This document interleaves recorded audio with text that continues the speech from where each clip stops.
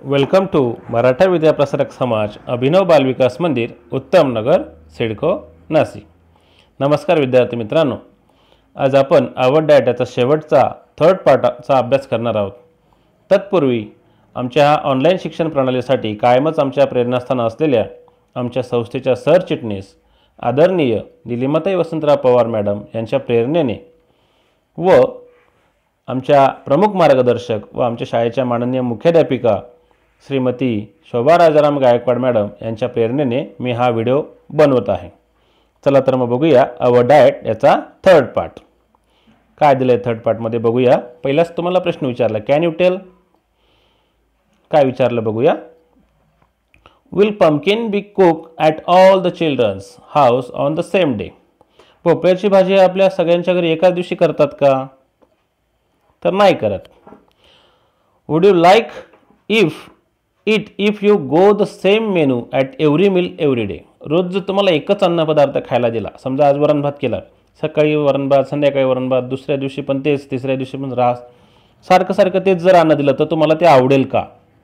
तर नाही, आवडणारच नाही, मुळीच नाही आवडणार। तिसरा आहे, why can we not get mangoes throughout the year. आणि आपल्याला वर्षभर आंबे का खायला मिळत नाही? ह्या तिघा प्रश्नांची उत्तरं तुम्हाला मिळालेलीच असतील, पण त्याचा काय कारण असेल काय नाही बघूया आता आपण सगळं। तर आता पुढचा पॉईंट आहे आपला व्हरायटी इन फूड। व्हरायटी म्हणजे विविधता, अन्नातील विविधता। बघूया मग काय काय दिलंय। We eat a lot or little depending on how hungry we R.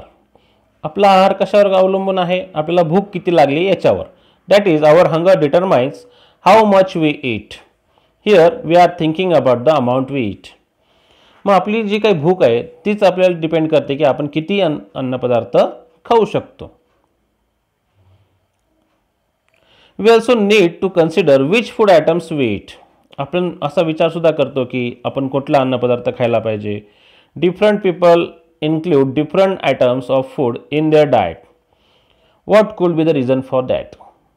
तर वेगवेगळे प्रकारचे लोक असतात, त्यांचा आहारसुद्धा कसा असतो, हा वेगवेगळा असतो। याचा मागचं कारण काय असेल? याच्या मागचं कारण काय असेल बघा। If only a certain combination of dishes is prepared every day, then we have to eat the same food all the time. Having such meals would be a boring core, so different dishes are prepared in turn।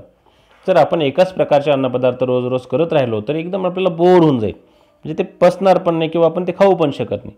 म्हणून आपण रोज वेगवेगळ्या दिवशी वेगवेगळ्या प्रकारचे अन्नपदार्थ हे बनवत असतो। आता हा इथून मागे जे काय आपण बघितलं त्याच्या मागचं कारण काय बघा। आता in regions where rice grows in plenty, rice becomes a major part of the diet of the people living there।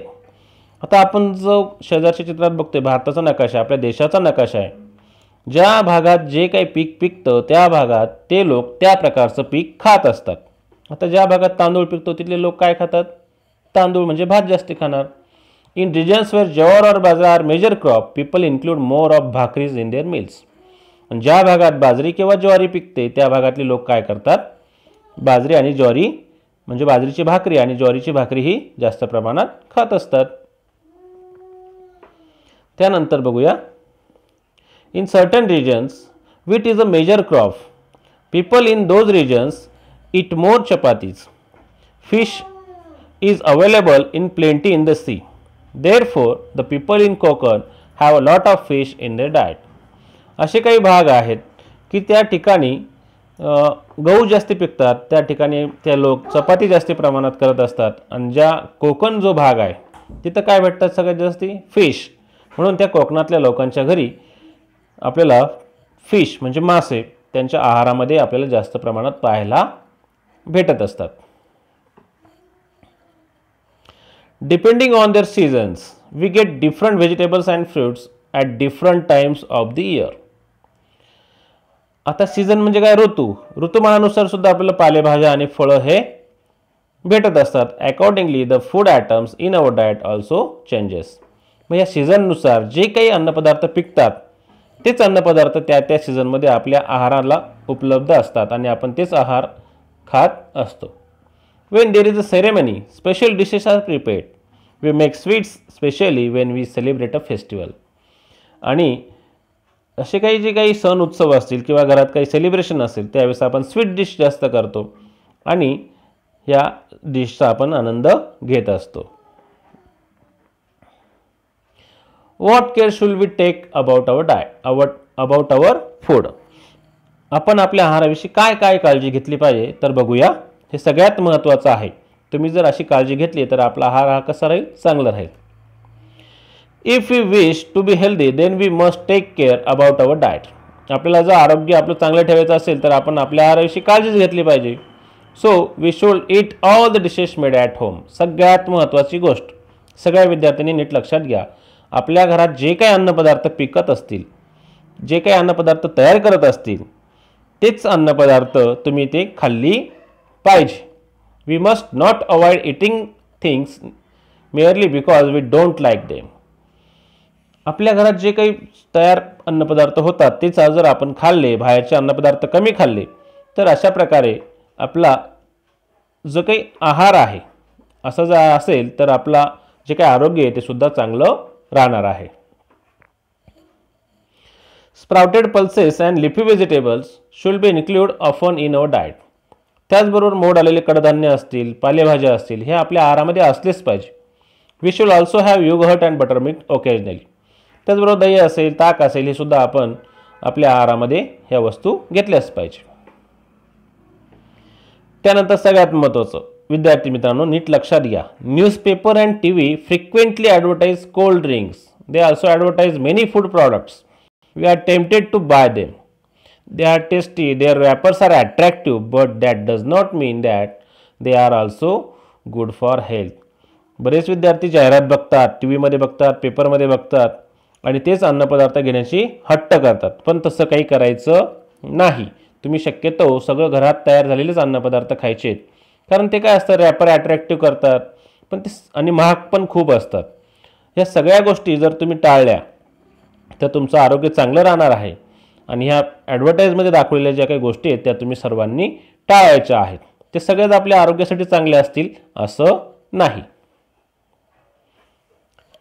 Always remember, नेहमी लक्षात ठेवायचं. काय लक्षात ठेवायचं बघा, to keep good health care must be taken about the food we eat.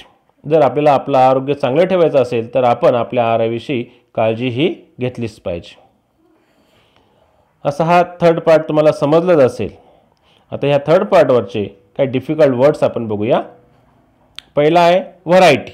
Variety म्हणजे काय तर विविधता. सेकंड आहे रिजन. रिजन म्हणजे प्रदेश, म्हणजे कुठल्या प्रदेशात कुठला अन्नपदार्थ पिकतो हा जो शब्द होता रिजन. आणि तिसरा आहे स्प्राउटेड. स्प्राउटेड म्हणजे अंकुरलेले, मोड आलेले. आपल्या भाषेत काय मोड आलेले म्हणजे अंकुरलेले. आणि चौथा आहे फ्रिक्वेंटली. फ्रिक्वेंटली म्हणजे काय तर वारंवार. आता ह्या थर्ड पार्टची आपण एक्झरसाइज बघूया. Answer the following question. एका वाक्यात उत्तर द्यायचे. पहिला आहे in which season do we get sugarcane juice.